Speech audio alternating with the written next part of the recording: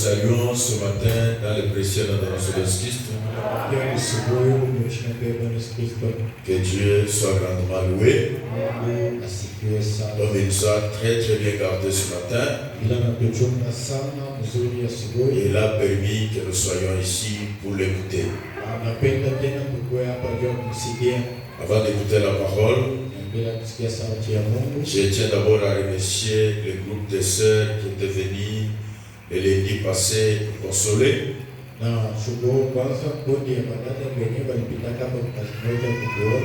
Malgré vous êtes venus à notre absence, mais que le Seigneur vous bénisse beaucoup. Pour tout ce que vous avez fait pour nous, en tout cas que Dieu vous bénisse. Et nous vous disons que nous sommes totalement reconnaissants. Dieu voit tout ce que vous faites. Vraiment, nous avons été très consolés et très bénis pour votre présence. Et je tiens encore à vous informer que cette semaine, c'est notre semaine de 3 jours de jeûne et prière.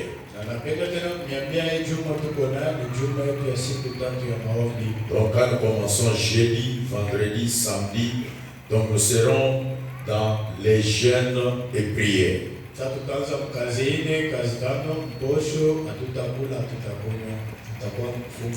Donc je vous prierai vraiment de venir assister à la prière. J'insiste beaucoup. Si vous négligez des moments pareils, un jour vous en aurez besoin.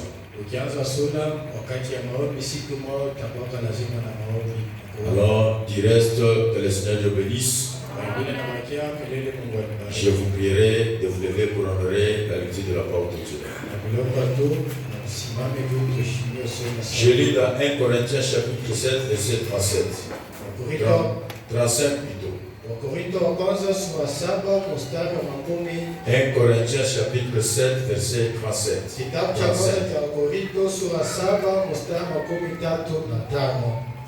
Je dis cela dans votre intérêt. Ce n'est pas pour vous prendre au piège. C'est pour vous porter à ce qui est bienséant et propre à vous attacher au Seigneur sans distraction.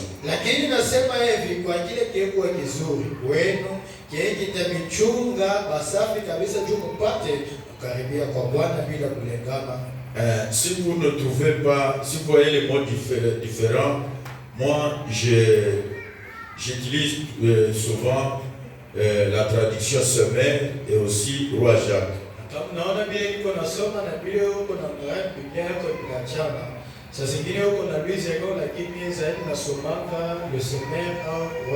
C'est pourquoi des fois les Français se diffèrent. Je dis cela dans votre intérêt. Ce n'est pas pour vous prendre au piège, mais c'est pour vous porter à ce qui est bienséant et propre à vous attacher au Seigneur sans distraction.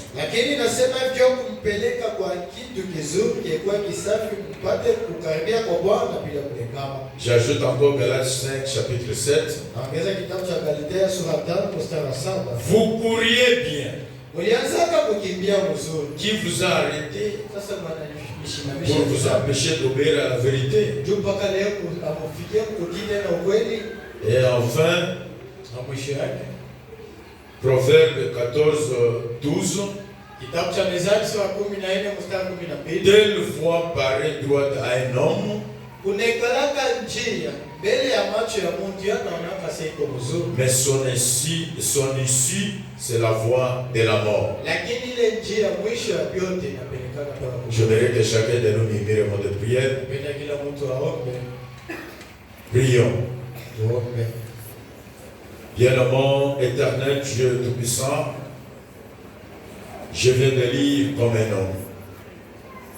Mais toi, tu peux faire plus qu'un homme. C'est pourquoi je te demande de pouvoir m'écarter de la scène pourvu que cette parole puisse entrer et s'ancrer dans les âmes des gens. Tu connais, Père bien-aimé, ta main est plus puissante que moi. Seigneur, je peux expliquer, mais je ne peux pas prendre cette parole à faire entrer dans le cœur des gens. C'est pourquoi à ce moment, nous te demandons, nous te supplions de pouvoir nous assister du début jusqu'à la fin. Nous prions ainsi dans les précieux nom de notre Jésus-Christ. Amen. Veuillez vous asseoir. Je pense que j'ai commencé ce petit sujet depuis le jeudi. Alors aujourd'hui, je vais ajouter quelque chose. Je parlais sur quoi? Je parlais sur le piège du diable. Mais parmi les pièges, j'ai choisi l'un. Alors nous allons d'abord parler sur cela, autour de ces pièges là-bas. Et vous allez comprendre que peut-être que vous êtes tombé dans ces pièges. Maintenant, si vous remarquez que vous êtes tombé dans ce piège, je pense que vous allez faire pour quitter. Sinon, si vous tardez, vous ne savez pas ce qui peut vous arriver. Alors, vous-même, vous avez écouté quand nous avons lu dans 1 Corinthiens chapitre 7, verset 35. C'est Paul lui-même qui dit. Je dis cela dans votre intérêt. Paul dit, je dis cela dans votre intérêt. Il dit, je dis cela dans votre intérêt. Il dit, ce n'est pas pour vous prendre au piège, mais c'est pour vous porter à ce qui est bienséant. Très bien, tu as bien interprété. Donc, pour vous porter à ce qui est bienséant, pas seulement vous porter à ce qui est bienséant, il dit aussi à ce qui est propre à vous attacher au Seigneur sans distraction.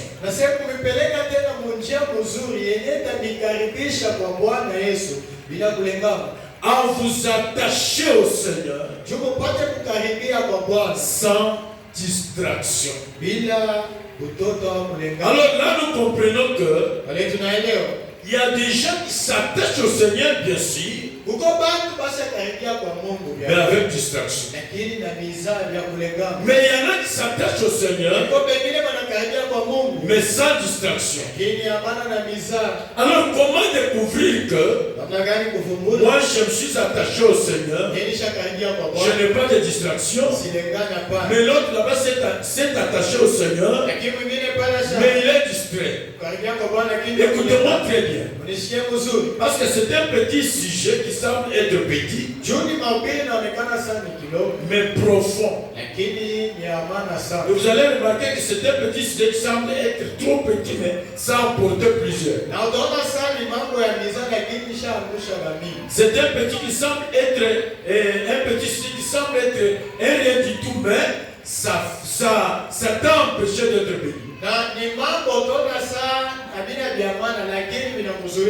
Ce n'est pas pour rien Paul dit à vous attacher au Seigneur sans distraction. Mais là écoutez, même Paul dit vous couriez bien. Qui vous a arrêté? Donc c'est toujours la distraction. Paul parle toujours de la distraction. J'étais en train de courir bien. J'étais en train de prier bien. J'étais en train d'écouter très bien la parole. Qui t'a arrêté? Qui t'a arrêté? Alors il continue, il dit qui t'a arrêté pour vous empêcher d'obéir à la vérité. Alors nous comprenons que quand quelqu'un tombe dans la distraction et il n'est pas encore obéissant, voilà le premier signe. Il n'est pas encore obéissant à la vérité. C'est pourquoi Paul dit, vous courriez bien. Qui vous a arrêté pour vous empêcher d'obéir à la vérité? Écoutez comment Paul nous dit encore dans Pierre. Il dit, je vais lire dans Pierre chapitre 5 verset 8. Écoutez comment le livre de Pierre nous dit. Déchargez-vous sur lui de tous vos soucis, car il prend soin de vous. S'il y a quelqu'un qui peut dire amen à ça. Ne vous laissez pas distraire. Voilà. David tabernacle. Ne vous laissez pas distraire. Frère, donc ne laissez pas l'argent te distraire. Ma sœur, ne laissez pas le travail te distraire. Frères et sœurs, ne laissez pas les noms des églises vous distraire. Ne laissez pas la majorité vous distraire. Ne vous laissez pas distraire. Soyez vigilants. Est-ce que vous pouvez me donner de la tabelle à ça? Il dit soyez vigilants. C'est très grave. Vous savez, les deux lions qui se sont échappés du parc. On a lancé des écrits partout. Soyez vigilants, soyez vigilants. Pourquoi? Pour que vous ne tombiez pas dans les griffes et vous mourrez. Mais le diable est plus que ça. Le diable est plus que ça. C'est pourquoi on nous dit ici, soyez vigilants. Ne vous laissez pas distraire. Car celui qui amène la distraction, il est très risé.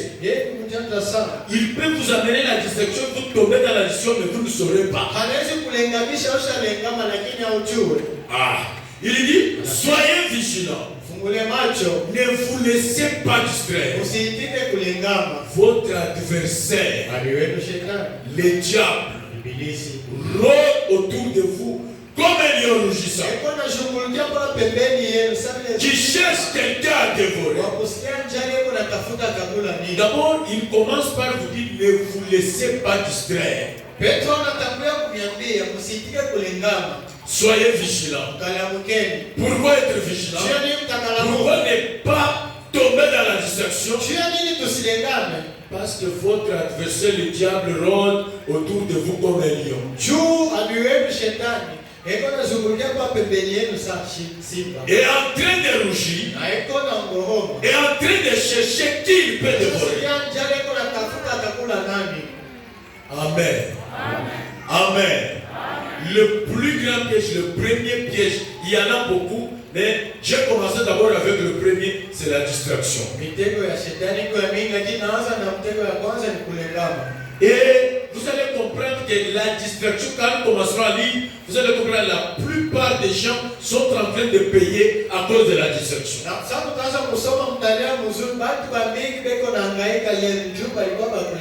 Ne vous laissez pas distraire.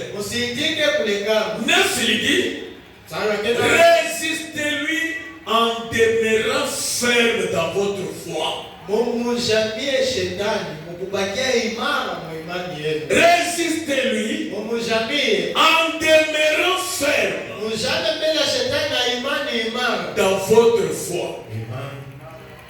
Car vous savez que vos frères dispersés à travers le monde connaissent les mêmes souffrances.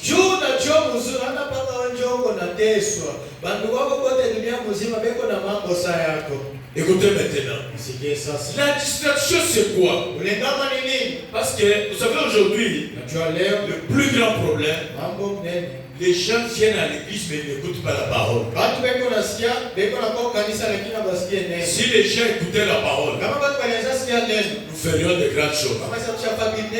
Comme vous êtes venus là, ce n'est pas tout le monde qui écoute la parole. Il y en a qui sont assis. Vous les voyez qui ils pensent autre chose. Il y en a qui sont assis. Vous pensez qu'ils écoutent la parole. Son travail c'est pour partager. Ça c'est pour tel. Ça c'est pour tel. Ça c'est pour tel. Lui n'a pas de problème. Lui est saint.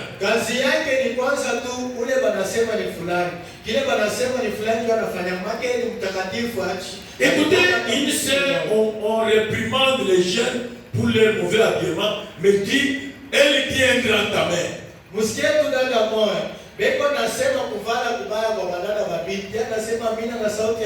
que cela te concerne? Toi, il te reste 2 jours pour mourir. Tu ne vas pas mourir le jeune. Mais on parle pour les jeunes, mais tu dis amen. Normalement, ce sont les jeunes qui devraient dire amen. Imaginez un jour, on dit, bon, vous savez, qui aime aller en enfer ici? Voyez une seule mettre les mains devant. La main. Élève la main.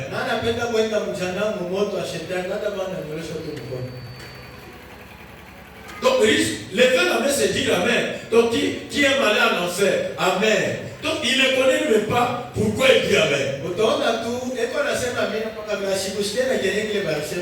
Les gens sont trop distraits. Même dans la présence de Dieu, mais trop distraits. Vous trouvez, on est en plein culte. Les ciels sortent quelque part là-bas. Et un monsieur arrive, il dit, bon, on est en train de prêcher la parole, mais qu'est-ce que vous faites ici? Non, nous prenons un peu maintenant. Bon, vous dites que vous écoutez. Quel est le sujet? On est en train de parler sur quoi? Il commence à se regarder. Même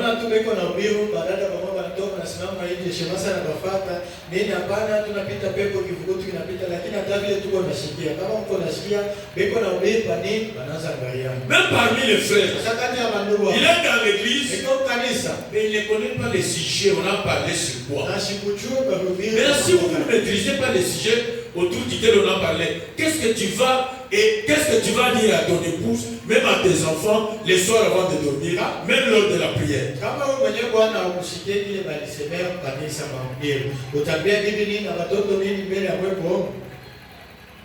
Trop de distractions. On nous dit la distraction c'est quoi? C'est un moyen de détourner ton esprit là-bas de l'objet qui l'occupe.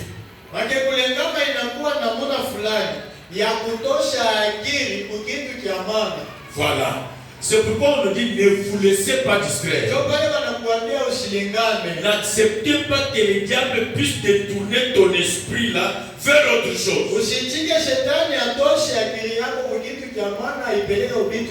C'est ça la distraction. Donc toi, tu as déjà oublié la parole. C'est qui te préoccupe. Donc on a déjà détourné ton esprit. Et on détourne, on dirige ton esprit seulement vers la recherche de l'argent.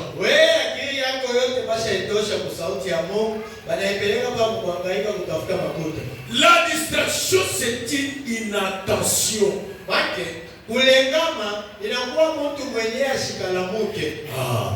Je vais encore vous aider. Quand quelqu'un écoute la parole et il ne la met pas en pratique, il est distrait. Il est dans la distraction. Parce que la distraction, c'est une application. Voilà. C'est ça la distraction. Lorsque vous écoutez la parole et vous ne faites rien, le diable vous a distrait. Lorsque vous écoutez la parole et que vous ne faites rien, le diable vous a distrait. Vous êtes tombé dans les pieds du diable. Parce que vous êtes tombé dans les pieds du diable. Et quand tu tombes dans les pieds du diable, attendez les conséquences. Une application. Mais une application de quoi? Une application de la parole que vous écoutez. Une application aux choses dont on devrait s'occuper. Donc, vous ne vous occupez pas de la prière. Vous ne vous occupez pas de la parole. Vous ne vous occupez pas, vous ne vous occupez pas. Tu es resté tiède. Donc du côté parole, vous n'y êtes pas. Du côté même païen, vous n'y êtes pas. Mais vous êtes devenus oubliés. C'est ça la distraction. Écoute maintenant. On nous dit, quand on parle de la distraction, la distraction veut dire négligence. La distraction veut dire déconcentration. Donc quand quelqu'un est déconcentré, il est distrait. La distraction veut dire oubli. C'est ça la distraction. Maintenant, j'aimerais vous dire quelque chose. Le diable a des astuces. Il a quelques points, quelques esprits qu'il est en train d'utiliser pour nous distraire ou nous plonger dans la distraction.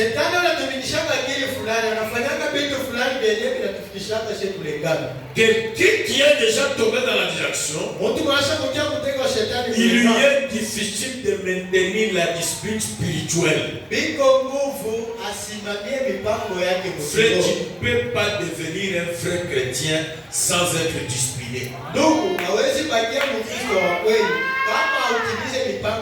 Jamais. Vous ne serez en nos grands jamais un frère chrétien mais sans discipliner. Donc si vous êtes un frère chrétien, vous avez déjà maintenu la discipline spirituelle. Quelqu'un qui a déjà maintenu la discipline spirituelle,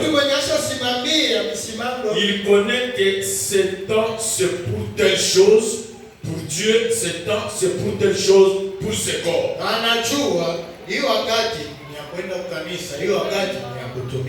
Voilà. Et il respecte des choses de vie ou de mort. Il connaît que si je prenais ce temps de Dieu et l'affectais à mon temps, je suis tombé dans les pièges du diable. Et je paierai pour ça. Chaque chose a son temps. Mais aujourd'hui vous allez trouver, même le temps de Dieu vous y entrez. Donc toi tu n'as pas de distinction. Tu es indiscipliné spirituellement parlant. Frère, tu ne connais même pas les temps de prière. Tu ne connais même pas quand est-ce qu'il faut méditer sur la parole. On ne lit pas la parole seulement le dimanche.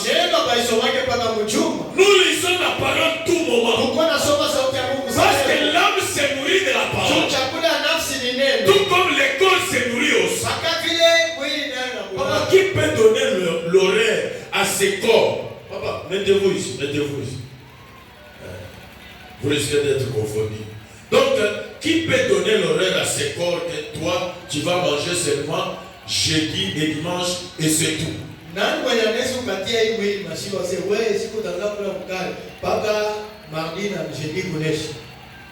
Nous mangeons à chaque heure, à chaque minute, voire même chaque jour.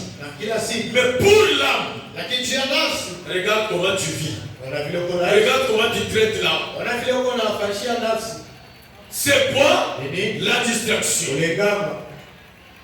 Donc tu n'es pas capable de maintenir la discipline spirituelle. Frère, le diable, si vous voulez que le diable te donne cette bénédiction, allez chez le féticheur. Mais si vous voulez que Dieu puisse vous bénir, respectez les principes. Si vous ne respectez pas les principes, vous allez vieillir. J'ai un frère qui a commencé avec les petits savons ici. Sur la tête. Un jeune frère de peut-être de 27 ans, presque 30. Il arrive dans les clôtures, les top. C'est quoi? Vous êtes des éclaireurs, vous êtes des voleurs. À ton âge, tu peux faire ça. Il arrive, il dit, ah, quitte ici. Mais courageux. On ne peut pas parler du courage sans discipline. Aujourd'hui, il vous compte 4 000, 5 000 plus de dollars. C'est quoi la discipline? Vous savez, même une maison sans discipline, c'est une maison qui va nous ressortir des délinquants. C'est une maison qui va nous ressortir des impolis. C'est une maison qui va nous ressortir des mal éduqués et des voyous. Mais une maison bien éduquée, c'est une maison qui ressort les gens capables de supporter la famille. Pourquoi? Parce qu'il y a la discipline. Parce que si vous n'étiez pas discipliné, vous ne serez même pas à l'église ce matin. Spirituellement parlant, si vous n'étiez pas discipliné. C'est pourquoi quelqu'un qui est distrait, il est difficile de maintenir la discipline spirituelle.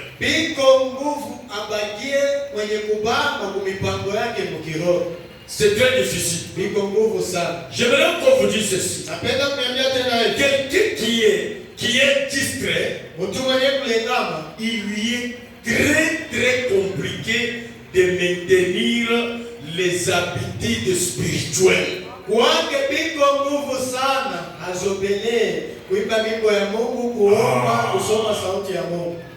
Les habitudes, parce que les charnels ont leurs habitudes.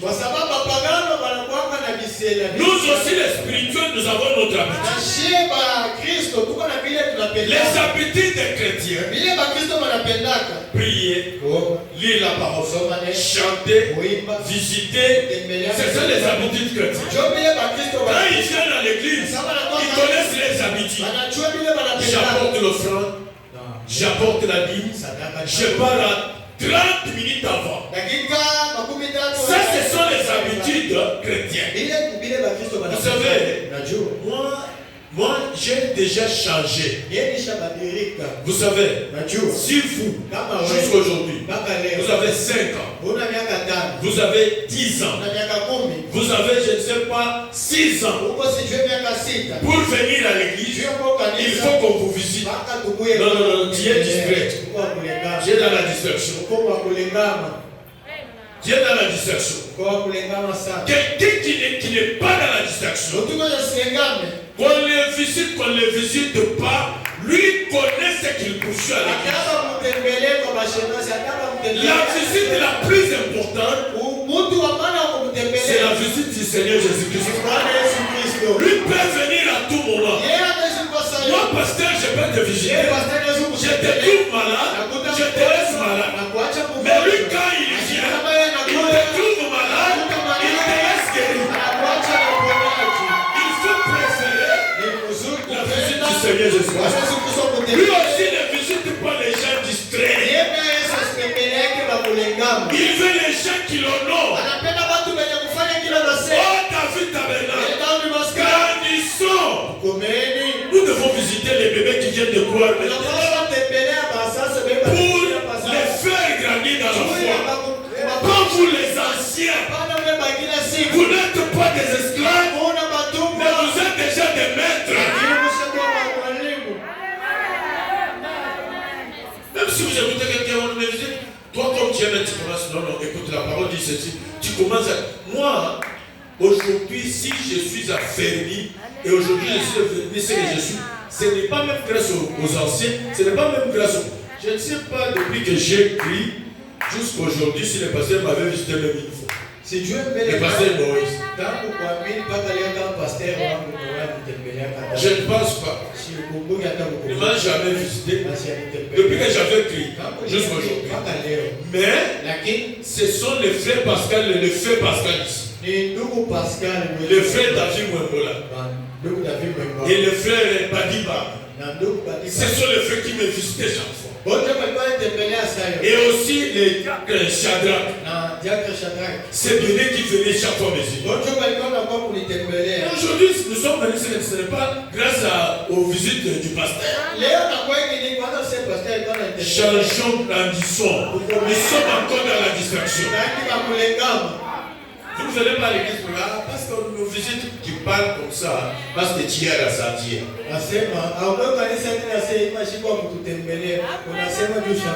Tu es distrait, tellement distrait.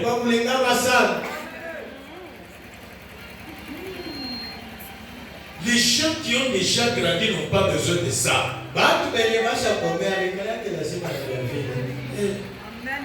Il y a un frère, son enfant est mort.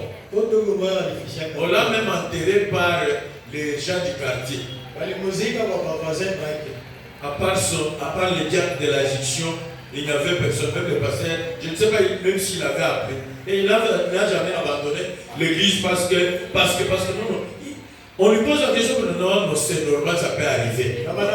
Grandissons. Grandissons. Chers frères et sœurs, grandissons. Écoutez maintenant. On nous dit, cherchons d'abord le royaume de Dieu et sa justice. Et toutes ces choses nous seront ajoutées. Maintenant, si toi tu cherches d'abord l'argent et après le royaume, tu es distrait. Tu es tombé dans la distraction. Là, je te supplie de prêter d'abord le royaume. Et les autres vous seront donnés. Si Dieu veut vous bénir, il va vous bénir d'une manière inhabituelle. Amen, amen. Dieu va vous bénir. Parce que quand nous parlons, je sais pas ce que vous n'avez jamais vécu ça. On dit, quels que soient les projets que vous avez, celui qui bénit, c'est Dieu.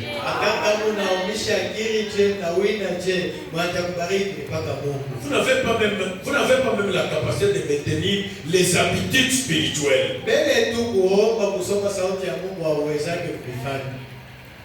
Vous êtes devenu tiède. Or, on nous dit, tout celui qui est tiède, c'est-à-dire Dieu le vomira.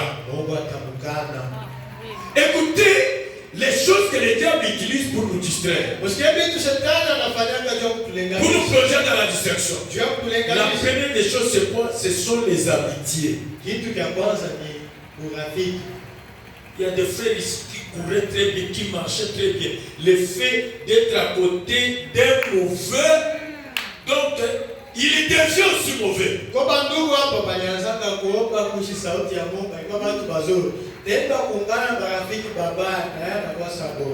Vous trouvez, il y a une catégorie de frères, nous les connaissons très bien. Pendant les jours de prière, ils ont la capacité de passer ici à moto avec des clients. Ils n'ont pas la condamnation, ils sont libres, tout ça. Mais si vous vous associez à des rétrogrades comme ça, vous allez aussi rétrograder.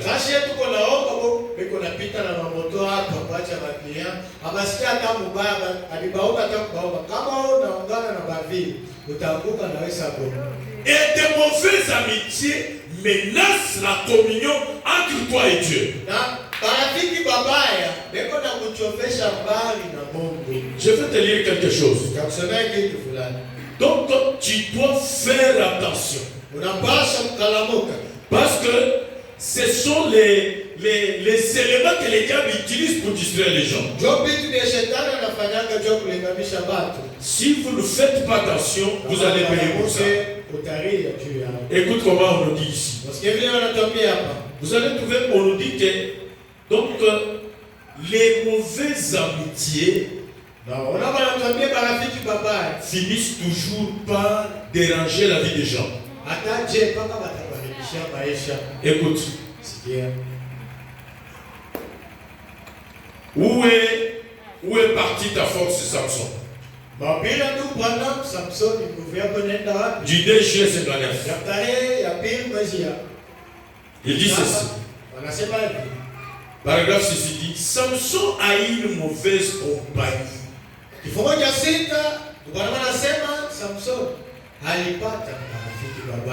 Vous écoutez? Quand je parle de Samson, vous connaissez sa chute. Et vous pouvez toujours vous rappeler que dès que vous avez une mauvaise compagnie, vous êtes en dehors de la volonté de Dieu. Donnez-moi un grand amen. Frère, si vous avez déjà cru, mais vous avez toujours des mauvais amis, des fumeurs, des adultères. Frère, vous êtes en dehors de la volonté de Dieu. C'est très clair comme le soleil. Quel est l'ami qui te fréquente? Quels sont les amis qui te fréquentent?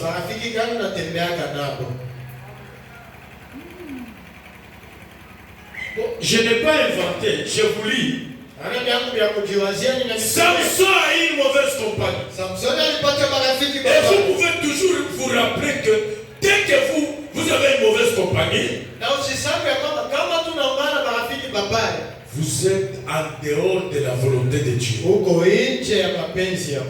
Ah, c'est pourquoi le diable utilise les mauvaises amitiés pour nous plonger dans la distraction.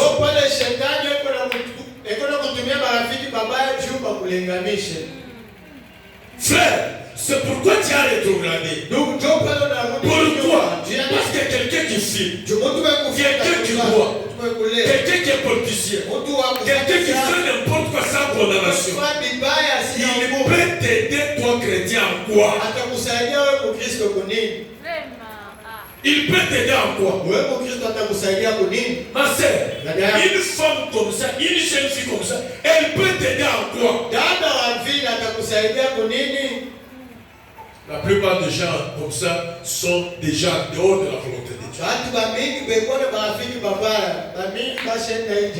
En dehors de la volonté de Dieu. Tout celui qui est distrait est en dehors de la volonté de Dieu. Parce que il a obéi à certaines astuces du diable. Le diable utilise les mauvaises amitiés pour vous plonger dans la distraction. Ma propre mère du sud me disait, si tu te couches avec un chien qui a de puces, tu auras aussi des puces. Qui peut dire amen à ça? Qui peut dire amen à ça? C'est pourquoi vous les sœurs, vérifiez l'amitié de vos jeunes filles. Elle fréquente qui? Et qui la fréquente? Même leur téléphone. Vous avez les trois. D'abord le téléphone. Tu vérifies. Pourquoi? La mauvaise chose entre le plus vite possible que la bonne chose.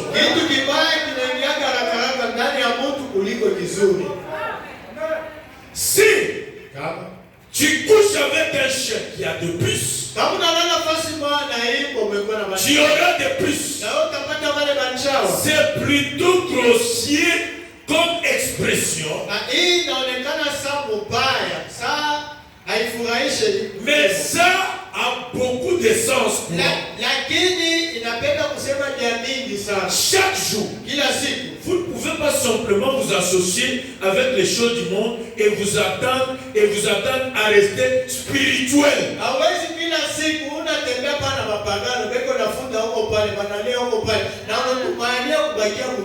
Vous ne pouvez pas rester attaché aux choses du monde et vous attendre à rester humble devant le Seigneur. Non. Quand vous vous attachez à de mauvaises amitiés, vous n'êtes pas humble devant le Seigneur et vous n'êtes pas spirituel, vous êtes charnel et distrait. Il continue. On vous reconnaît par les gens que vous fréquentez.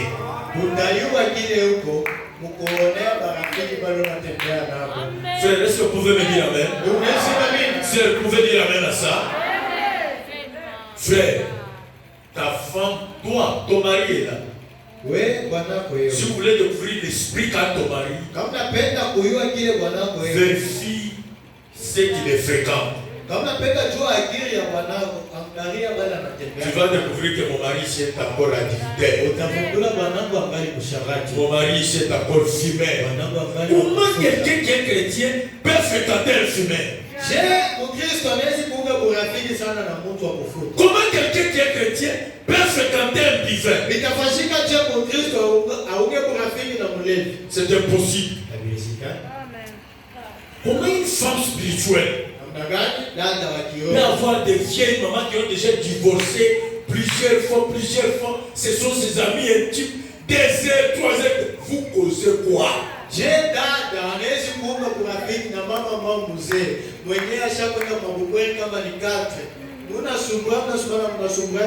Vous êtes déjà tombé dans la distraction. Vous êtes déjà tombé dans la distraction. Il dit, on vous reconnaît par les gens que vous fréquentez. Parce qu'il y a une proverbe qui dit, dis-moi qui tu fréquentes, je te dirai qui tu es. Qui t'amène, non? Applaudissez d'abord pour la parole. Dis-moi qui tu fréquentes, je te dirai qui tu es. C'est très clair. Montrez-moi seulement ton amour. Moi je te dirai ce que tu es. Même vous les jeunes filles, quand quelqu'un vient, je voudrais commencer la cour avec toi. Posez-lui d'abord la question. Dans cette église, vous avez combien d'amis? Non, je n'ai aucun ami. Maintenant, parmi les motards, parce que vous êtes motard, parmi les motards païens, vous avez mon nom. J'ai 5 amis. Il est d'abord païen. Il faut les chasser. Tu as besoin d'un chrétien, tu n'as pas besoin d'un païen. Malgré les cirtailles, ça n'a pas d'importance. Cherche un chrétien, pas un païen. Il va te faire souffrir. J'ai beaucoup béni une jeune fille ici. Et je suis en train de prier que Dieu te donne un vrai chrétien. Imaginez aujourd'hui les jeunes filles qui bitent avec donc en cherchant le mariage. Moi,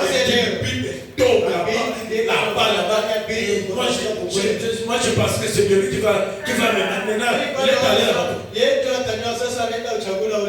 Les jeunes frères, ceux qui lui piquent, et moi je pense que je vais la prendre. Elle est partie comment? Moi je regrette. Je vais poser une question au pasteur. Il va me poser quelle question?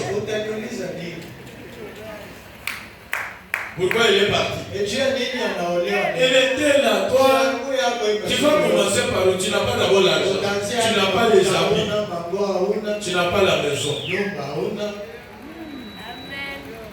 Tu n'as pas les souffles. Tu n'as pas les souliers. Tu n'as pas les chaussures. Tu n'as pas les chaussettes. Tu vas commencer par où?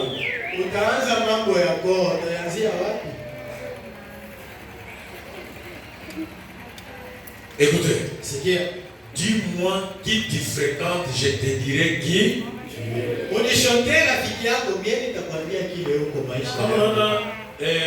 Regardez cet enfant-là. Comme on a rafiki yangu, vraiment tashi nako ye rafiki yangu tesko anapoka. Umulisa na mbaba hapana shombaji chéri. Pourquoi payer hivi? On a une chemin païen. À chaque fois qu'il est païen, il me souviens. Un païen à 100%, et vous le présentez que c'est ma femme, même si je ne suis pas là, vous pouvez venir, il n'y a pas de problème. Est-ce que ton mari là, sa tête travaille comme il faut? Il faut l'amener à l'hôpital. Travailler beaucoup si vous trouvez l'argent. Amenez-le chez Nazer. Il y a un laboratoire. Et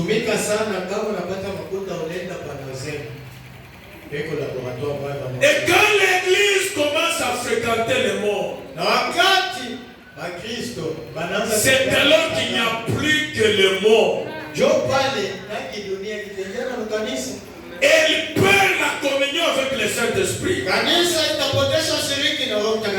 perd la communion avec Dieu. Elle perd la communion avec les anges. Elle perd l'héritage de Dieu. Et quand elle se met à flirter comme Samson l'avait fait,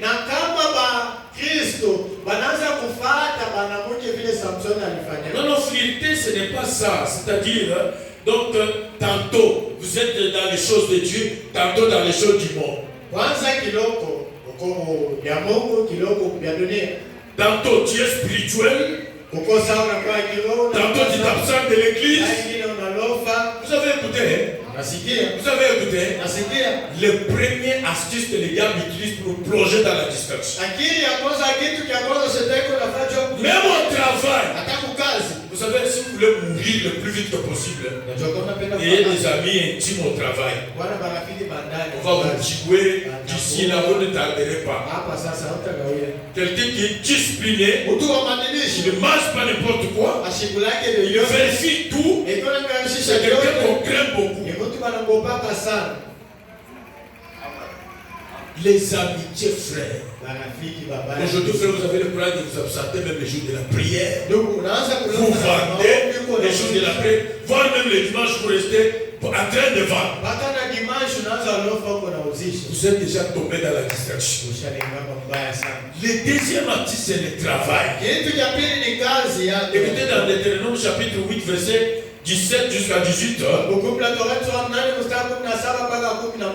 Garde-toi de dire à ton cœur: ma force et la puissance de ma main m'ont acquis ces richesses.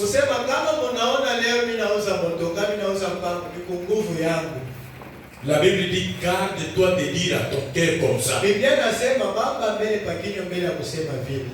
Autrement dit, aie des réserves. Frère, même dans mon truc, ne dis pas que c'est ma force et mon cœur et ma puissance qui a fait que je puisse avancer. Frère, même le véhicule que tu as là, ne dis pas c'est ta partie. J'ai fait ceci, j'ai fait encore, j'ai touché là-bas. Directement, j'ai le véhicule. Non. Souviens-toi de l'Éternel. Donne-moi un grand amen. Souviens-toi de l'Éternel ton Dieu. Car c'est lui qui te donnera de la force pour les acquérir.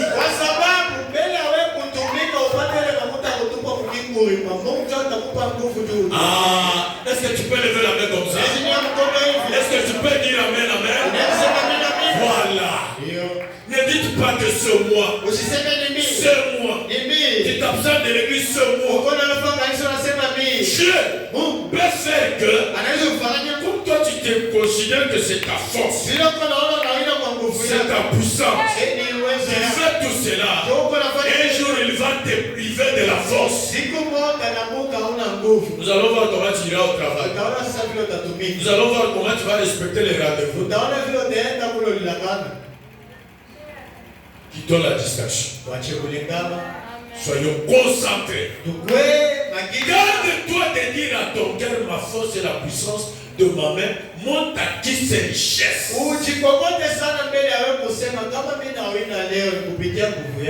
Frère, encouragez, encouragez ça, frère. Il y a encouragé, je ne sais pas ce qu'on a eu, mais coupe béni, mais encouragez, coupe chien, la web, après la terre, la FA, et la lande, très courageux. Je vais vous donner un petit témoignage. Quelqu'un qui a fait 1500 km pour aller vendre une petite poste de radio de 35 000 francs.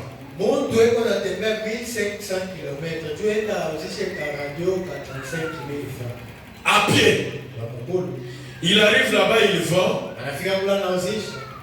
Il trompe cela contre le poisson salé. Il prend ses collines assis la tête pour aller encore à 1700 km, vendre cela à pied. Toi, tu te tapes sur la poitrine que tu es courageux. Tu as déjà fait ça. Faire le pied, sans même un vélo. 1700 km. Aller-retour 3000. Mais aujourd'hui, c'est un millionnaire. Qui lui avait donné cette force? Il ne tombe pas malade, il n'y a pas de fièvre, il n'y a pas de déception. C'est l'éternel Dieu. Amen, amen. C'est l'éternel Dieu.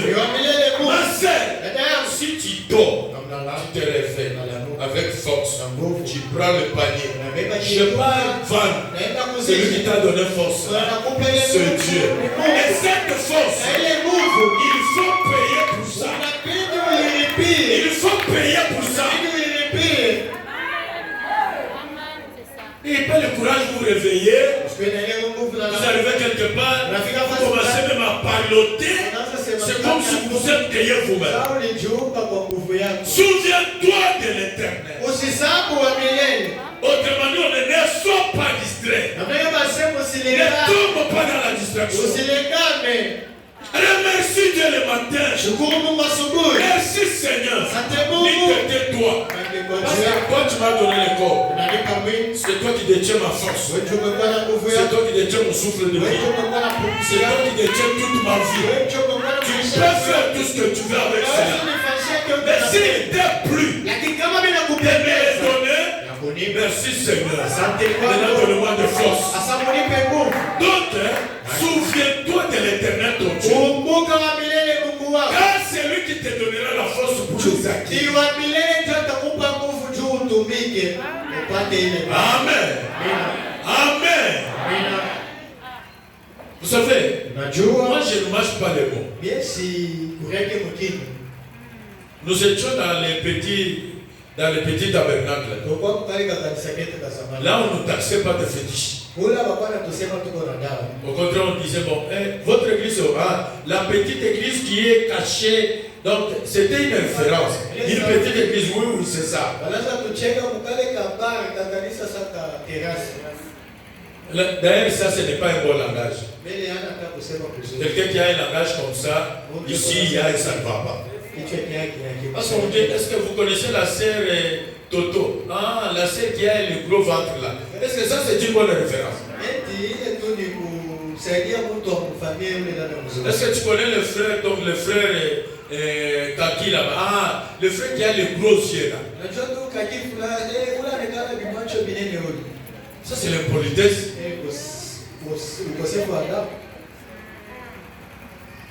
Ah, le frère Chétif là. Quelqu'un frère Kakonde, pardon, le frère Wamukonde, est-ce qu'il y a une référence? Ou le frère Walutu?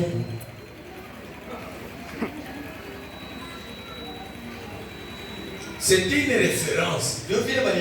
Mais aujourd'hui, ce n'est pas une référence. Ah, quelle parole! Quelle parole!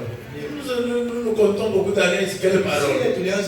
Non, ce n'est pas moi, c'est Dieu. Parce que nous comptons sur lui. Et vous verrez plus que ça. Vous verrez plus que ça. Vous verrez plus que ça. Moi, Jean, il n'y a rien qui peut me distraire. Il n'y a absolument rien. Pourquoi? J'ai un avocat. Vous aussi, vous avez un avocat qui défend votre cause à tout moment. C'est ça. Donc, le deuxième astuce, c'est le travail. Surtout le travail. Surtout le travail. Donc nous passons des temps et des temps, des jours et des jours. Et tout notre temps affecté au travail. On prend même le temps de Dieu là, on les vole. On les met toujours au travail. Mais non frère, vous êtes chrétien de quelle marque? Chrétien qui vient seulement à l'église le dimanche. Pendant la semaine, il est en train de vendre. Il est en train de tout ça. Frère, Vous savez ce que nous parlons ici. Un jour, tu te souviendras de ça. Dieu va réclamer le temps que tu lui voles. Quand tu tombes seulement malade, pam! La prière. Appelez le pasteur pour la prière. Pourquoi tu commences à parler de la prière? Oh, tu négliges la prière. Quelqu'un peut travailler de 8h30 jusqu'à 18h. Mais quand il vient ici pour écouter la parole, les pasteurs, bon, vraiment, même s'il faut jusqu'à 7h, vraiment. Quand quelqu'un a le téléphone, sur le TikTok, il y en a qui commencent de 19h peut-être jusqu'à 23h. L'esprit, c'est la pensée là, c'est fatigue. Il dort même sur le téléphone. Là, il n'y a pas de problème. Mais pour écouter la parole, il faut compter les heures. Quelle distraction. Nous sommes en vie. Il faut quand même régler les choses parce que nous sommes en vie, nous avons beaucoup à faire.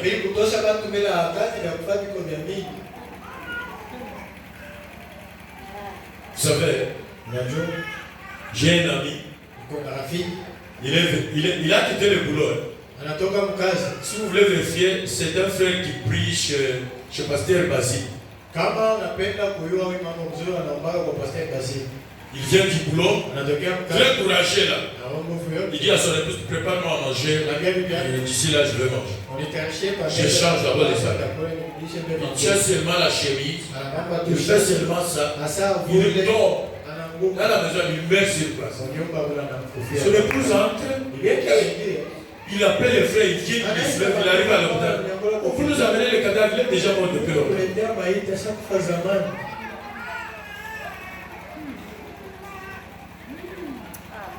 Est-ce que toi, ton corps là t'appartient? Même le souffle de vie là t'appartient. Tout ce que tu as là, ça ne t'appartient pas. Même le temps ne t'appartient pas. Même ton avenir ne t'appartient pas. Tout, ça ne t'appartient pas. Pourquoi tu es distrait comme ça? Avec l'argent que tu vas laisser aux autres. Qui est-ce qu'on a déjà enterré avec l'argent? Même les habits que tu échanges là. On va choisir le plus usé là.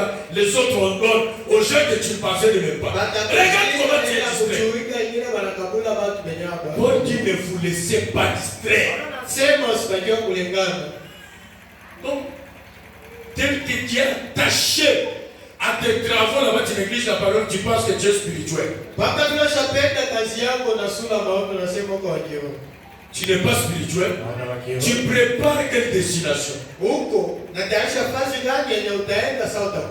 Parce que nous préparons la destination pendant que nous sommes encore vivants. Regarde comment tu es distrait. Tu penses que quand Dieu te donne un jour, il te donne une semaine, il te donne des heures, il est ignorant, il ne connaît pas.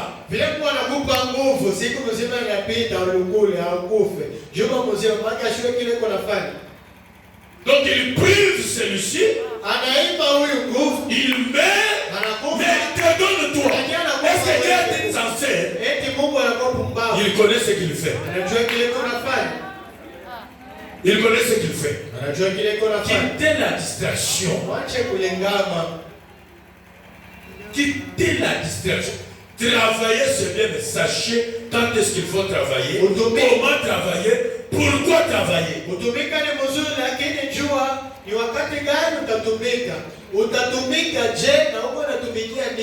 Et quand est-ce qu'il faut arrêter le travail et respecter aussi le temps de Dieu. Amen. Et j'ajoute encore un autre élément, les réseaux sociaux. Les réseaux sociaux sont devenus le moyen le plus simple pour se faire connaître. Les réseaux sociaux, comme on appelle ça tout Bakojo, c'est tout même badad. Je suis badad, je suis ma TikTok. Ou ta koufou. On n'a pas de mimba, on est filmé par TikTok, on a lancé. Tulisoma andika kushiko na bali tulilala na mfano amesema le monde est rempli de ténèbres. Masha kunyola ni pa TikTok. Mimi na créer compte yangu pa TikTok. Frère. Dans chaque kunyola qui lève la main. Je peux créer, commencer à prêcher. Pourquoi? Le monde est rempli de ténèbres. Le monde est rempli d'ennemis. Le monde est rempli de pièges. Le monde est rempli de tout. Vous devez mettre en tête. Oui, en réalité, tu es d'abord distrait, tu n'es pas même spirituel, tu n'as pas même la vertu de prière, mais tu t'habilles bien, tu te filmes sur les TikTok, tu commences à parler. Alors, comme on mtoto wa Mungu, utamukombanisha, mais utafaki, kwa maana regrette ça va toucher kuwezaka, huku mumikono yetu tunaona sasa kukombanisha. Sipenda hata kukoma shikilo. Bali mambo ya TikTok. Kama mtu huku mikono ya Mungu, abamkombanisha, wewe mikono ya Mungu. Huku mikono yako wewe.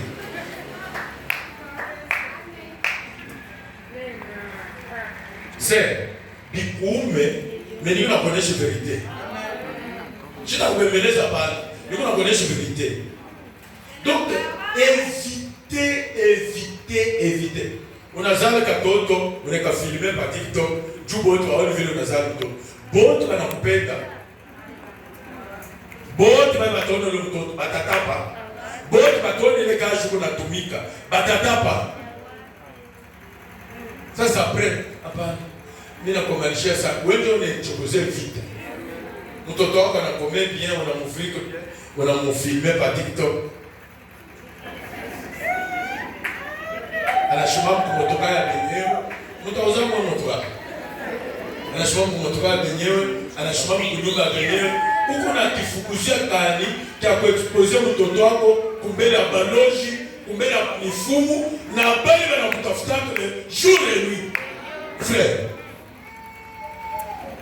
ce n'est pas Florent qui dit un sorcier ne peut pas te poursuivre si tu ne t'exposes pas toi-même.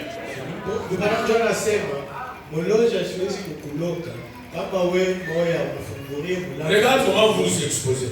Pourquoi vous voulez imiter les morts? Pourquoi vous voulez imiter les autres? Nous les chrétiens, nous devons être particuliers. À part, n'imitez pas les morts. Vous voulez devenir des influenceuses. Au message, vous avez réussi. Frère, vous voulez devenir des influenceurs. Au message. Vous allez faire quoi avec les filles là-bas? Donc c'est un moyen qui nous distrait, vous n'avez pas dit. Ça nous empêche à prier. Ça nous empêche à méditer sur la parole. Frère, quittez la distraction. Il n'est. Mais dans la prière, vous ne pouvez pas faire même 5 minutes. Quelle distraction? David Tabernacle. Quittez la distraction. Sinon vous allez regretter. Nous vous lisons. Les 10 vierges. Du 11 février, du 11 mars 1960. Décembre plutôt, du 11 décembre. 318 qui est bien. Il viendra un temps où la première chose, vous savez, l'église commencera simplement à se refroidir.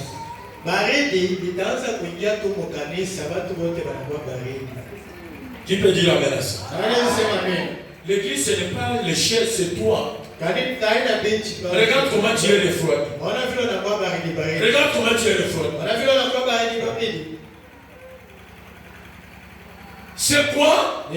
Quand la distraction vous abat, vous vous refroidissez. Il viendra un temps où la première chose, vous savez, l'église commencera simplement à se refroidir.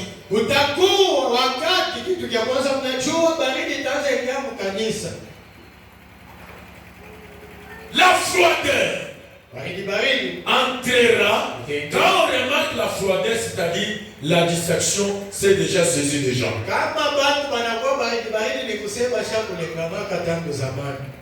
Je voulais remplir des fosses de la vallée. Du 28, 7, 56. Paragraphe 32 dit ceci. C'est cela le problème de l'église ce soir. Ils sont allés sur le mauvais terrain. Ils sont allés sur le mauvais terrain. C'est la raison pour laquelle c'est mal pour les gens de faire certaines choses. Maintenant, ce n'est plus mal. Écoutez, je vais lire. C'était mal pour les gens de faire certaines choses. Maintenant,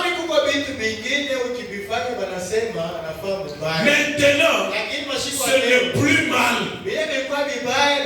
Ils le font de toute façon. On dit, vous êtes allés sur le mauvais terrain.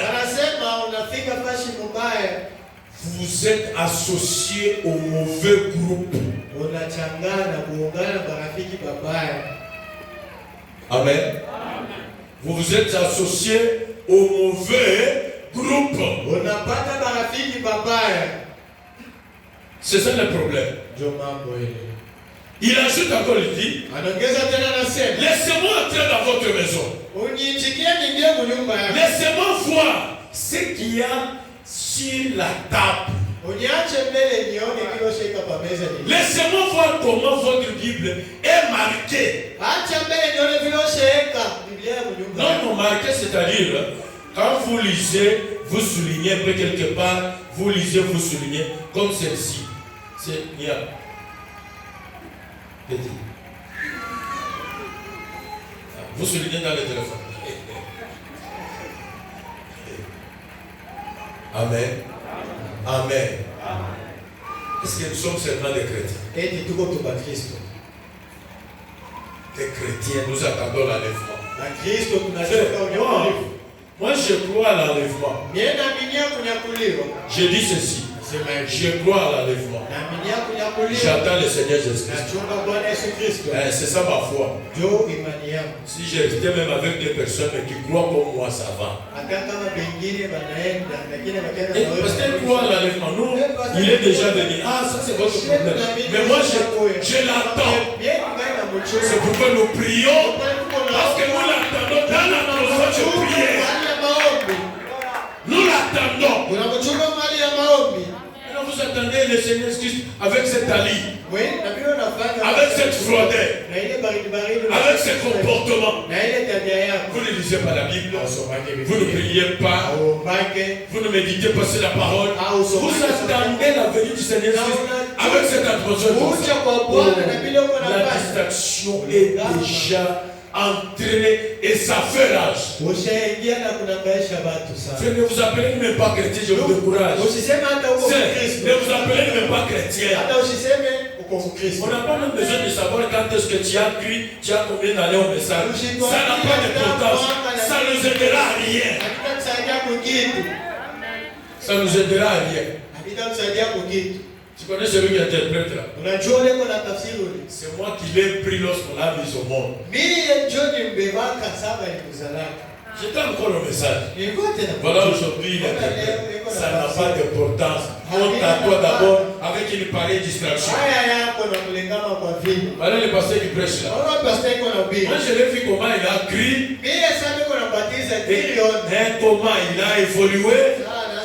Comment même il a prêché pour la première fois. Laisse tomber ta distraction là-bas. Ça n'a pas d'importance. Ce qui a de l'importance est que Dieu te met dans ton âme. Et que Dieu te met dans ton âme. Non, dites bien amen. Donnez-moi bien amen. Laissez-moi voir toutes ces histoires. Bon, il dit, laissez-moi voir comment votre Bible est marquée. Parce que quand je parlais de la distraction, non, moi je ne suis pas distrait parce que je viens, quelqu'un peut venir mercredi à l'église. mardi à l'église, samedi à l'église, dimanche à l'église, mais distrait.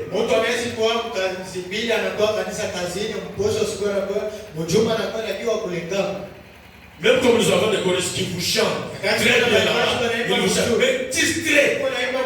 Quelqu'un qui vous prêche, mais distrait. Quand quelqu'un prêche et il n'est vu par ce qu'il prêche, il est distrait, non? Il est distrait. Quand quelqu'un écoute la parole, ne battez pas vos femmes, tout ça. Ils sont. Ah, moi je crois. Il est distrait. Il est dans la distraction. Laissez-moi voir toutes ces histoires, frère. Est-ce que vous m'écoutez? Est-ce que vous m'écoutez? Laissez-moi écouter les genres de musique que vous jouez sur votre radio.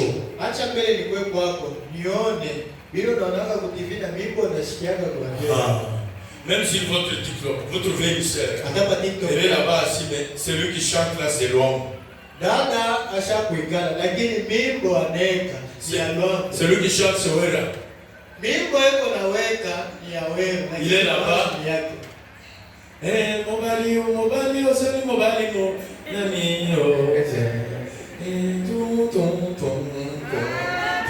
Mais il sait.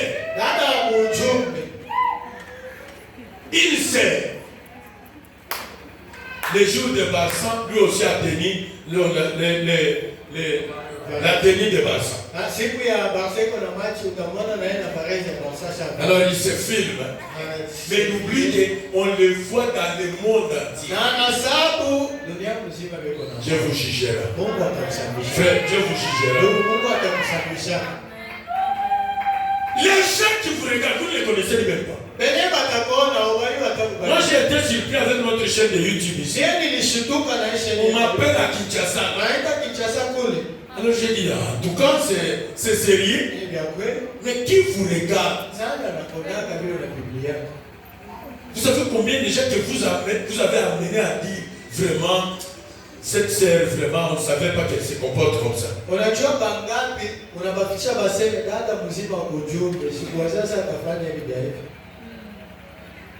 Donc, écoutez. Laissez-moi écouter. Quand vous écoutez des musiques comme ça, vous êtes déjà dans la distraction. Laissez-moi voir quelle sorte de photos que vous avez dans votre maison. Aujourd'hui, c'est dans votre téléphone.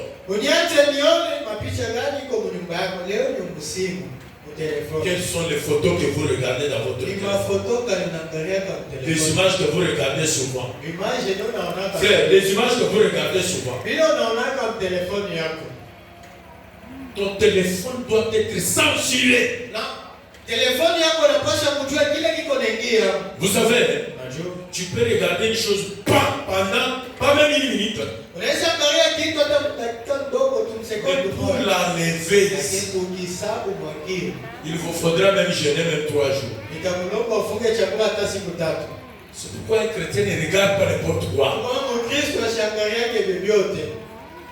Quelles sont les photos? Oh, je ne parle pas seulement ici, même les autres tabernacles, la plupart, il y a une minorité, la plupart des gens qui se disent, croyez le message, distrait. Si ce n'est pas grave,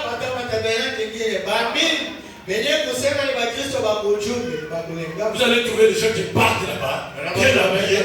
Vous savez qu'ils sont empressés pour aller écouter la parole. Des hommes d'affaires de Dubaï, de Chine, tout ça. Quand ils sont, donc il ne peut même pas reprendre la parole. Leur problème c'est quoi, ça va? Bon, comment le véhicule est arrivé à quel point? Non, c'est déjà. Donc ils n'ont que ça. Ils n'ont que ça. Mais pour dire que nous avons la vérité, nous sommes les premiers.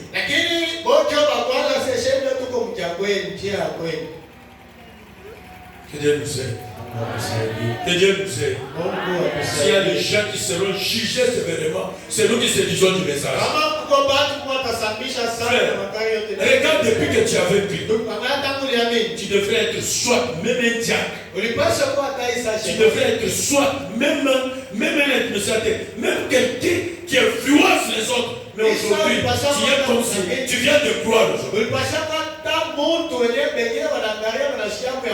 C'est moi, tu es tombé dans la distraction.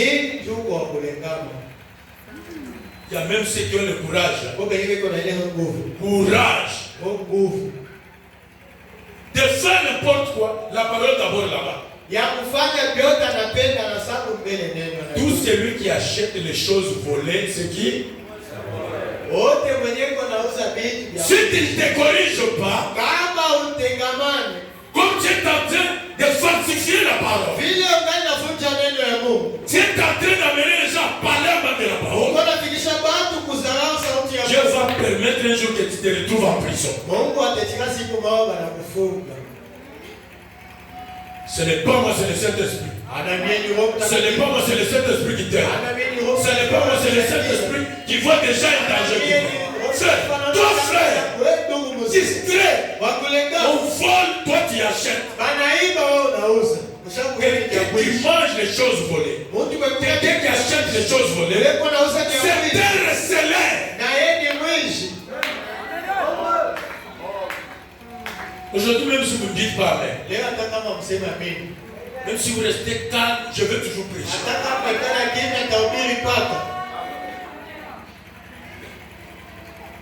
Laissez-moi écouter les genres de musique que vous jouez sur votre radio. Si vous avez un travail pour vivre, il faut aller acheter les choses volées et puis vendre. Ne me payez même pas la dîme d'un pareil travail. Kama kazi yako juu ya wewe kula ni kuuza vitu vya kuishi, kuuzisha juu ukule. Makuta ya chakumi ya ile makuta ya ile kazi. Laissez-moi, je ne mourrai pas. Uniache usinipe. Ne me payez pas l'argent sale comme ça. Usinipe chakumi ya makuta buchafu. Même si c'est beaucoup comment. Hata kama iko ya c'est un argent sale. Ni makuta buchafu. Ça vient du vol. Inatoka kuishi. Dieu pourvoira. Mungu atanitayarishia namna nyingine. Laissez-moi voir quelle sorte de photos que vous avez dans votre maison. Ah, frère. Nyumba ya frère. Nyumba ya frère. Unakuta hapa drapeau ya IDPS. Unakuta hapa drapeau ya Shafem. Unakuta hapa. Hii ni journal ya bajoueur. Mama zé. Mon nyumba ya frère. Vous êtes distrait. Vous êtes dans la distraction.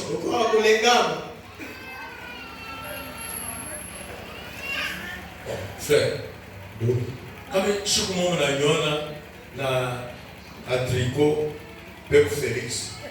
Le jour que vous me verrez en polo ou il y a le visage de Félix. Pep ataki mbwa kwanza. Oui, c'est qui a le visage de mbwa kwanza. Est-ce que c'est mauvais? Est-ce que c'est mauvais? C'est un péché? Hein? Ni mbaya. Aina semi ya kawaida za keu tu hii na tembea na kwetu. Balisho yeye kujon très bien na ndio na tembea na kwetu. Pasteur ashavana polo ya jaune pego kwa kwanza. Bon, c'est nous va pas nous voilà ma varese mbaya.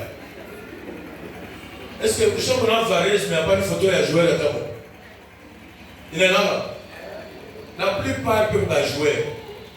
On fait publicitaire. Il est varese ou il est kota. Rusa. On fait publicité à on a eu nana taso taille joueur là dedans en Barça. Ni Barça en Barça. Barcelone. Joueur là dedans. Aina siko kuna kayo na Maria Kapana. Ni hapo ni se Barça siko mimi na grava jo. Siko nashika basi ni jumu motoka upenda. Ata kwa kuvali kesho. Nisha mbele Barça bari bana. Omana mangalia kueleza huyu ashina kwa John akutafuta. Sasa bana mzasa ni kulisa hapa. Bana mzasa ndio tunayoa manjini ya Barça Mazembe Lupo na manjini ya ba Kijabo. Wish kuvala tu photo ya Kijabo. Mais on a cherché à voir la photo à l'âge du Seigneur. Tu es distrait, non? Il faut pas vraiment vraiment n'est pas adorateur. Parce que moi, vraiment, ça sonne très mal. Mais pour Barça, c'est pourquoi il y a d'autres gens qui se disent qu'ils sont pour un message de païens. Vous avez quelqu'un qui refuse d'écouter frère Lifo, il refuse d'écouter frère Sylvain, mais il est heureux d'écouter l'homme. Kusikia Lifo, kusikia Sylvain Akwala, ils disent ces gens-là ne chantent pas, ceux qui chantent là, ce n'est pas. Au lieu de les écouter, je vais écouter Ewera parce que ce qu'ils parlent, ça édifie, ça édifie.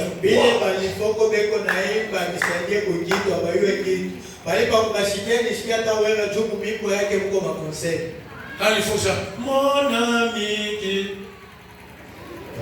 mon ami, ça n'édifie pas. Il faut écouter. Bolingo, oh bolingo, bolingo, bolingo,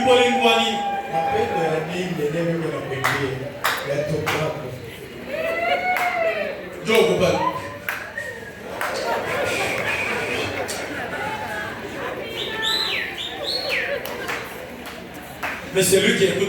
Mon ami du calvaire. Ah, païen. Mais c'est bolingo, bolingo.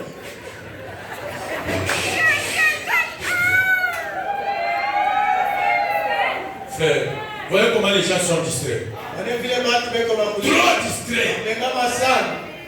Vous savez, même les pasteurs ne sont pas vos absolus. Ne sont pas vos absolus.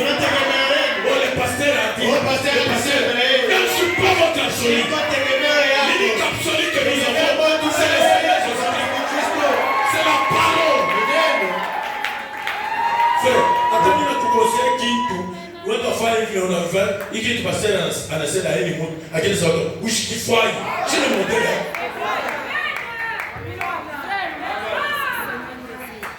Quel que soit votre témoignage,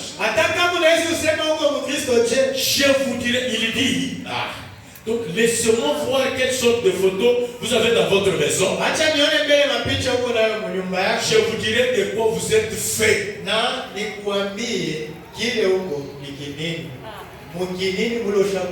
munafsi yako mko nini? Kama ninaangalia mafoto kwa nyumba, ninaangalia marafiki yako, ninaangalia mafoto mu telefone yako, ninaangalia bila unaangalia, ninaangalia na misemo yako, nitakuonyesha kile kiko munafsi yako. Mama, nishi kalake, nisha kutoka mbitu vile pa, usha kutoka kama mais baraka yako na frekante de naonesha sema ungali mpagani, ungali msharati, ungali mlevi. Il y a fait ce matin, amen. Si la chaîne est tout dans cognac grave, parce que Dieu vient bien à tous. On a dit que transport Dieu fait la chose autre. Attends, est-ce que vous bébez, quand est-ce que vous nous c'est tout. Vraiment, parlez. Dieu t'a fait parler. Vous trouvez les frères ici. Vous n'êtes pas frère dans Mkuta. J'ai un frère du YouTube. Parce que je vais rester. Vous n'êtes pas Mkuta. Match ne va pas être toi du bébé. Donc, perdu. On peut l'engager à la bonne moralité. Dieu me sert. Non, me sert. Donc, Dieu a bien, il faut forcer. Donc, on a fait là, on a fait. Parce que moi, ta femme est invitée, bah, écoute, on a un jour, je suis allé visiter un frère, Mouvoula. Mouvoula, il n'a pas de ni quoi, mais il y a quelqu'un qui n'a pas de faire. Peut-être que nous voulons passer à la base. Mais oui, nous voulons passer à la base. Les gens ne parlent pas du combat très bien. On les garde de l'époque. On a dit sur la table. Alors, mine n'est pas dans mon montagne. Mais la fille pas qu'elle finit. Puis il n'y a pas qu'elle garde leur pense qu'il n'y a pas fait. Elle va venir les chemins, pasteur. À la famille, je suis comme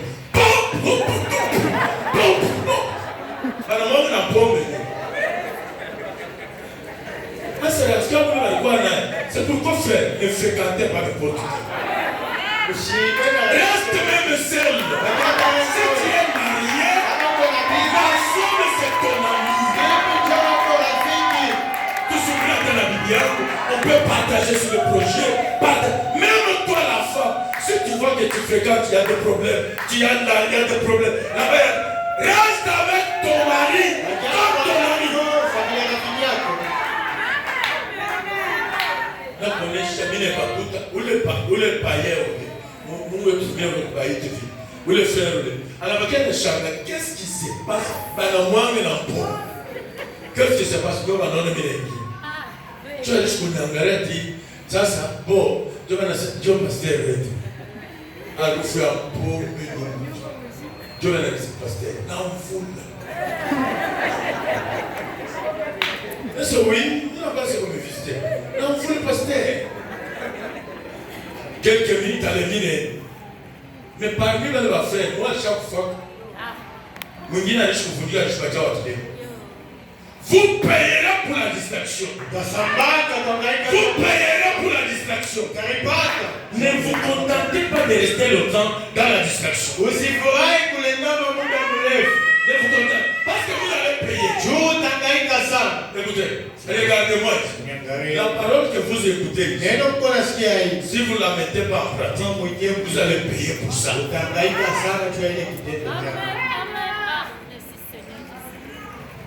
C'est ce dont votre âme se nourrit.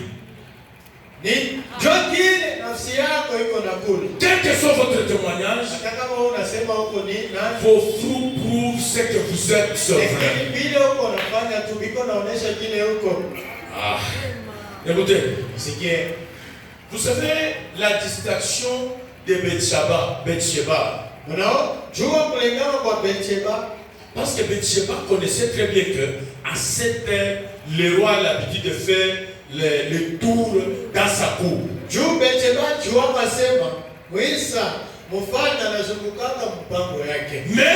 elle est entrée dans la douche. Au lieu de bien fermer, elle a laissé un espace. Quand le roi commençait à faire le tour dans sa cour, en regardant comme ça, une femme nue qui se lavait. Donc, à cause de la distraction de Bathsheba, afin que David puisse tomber.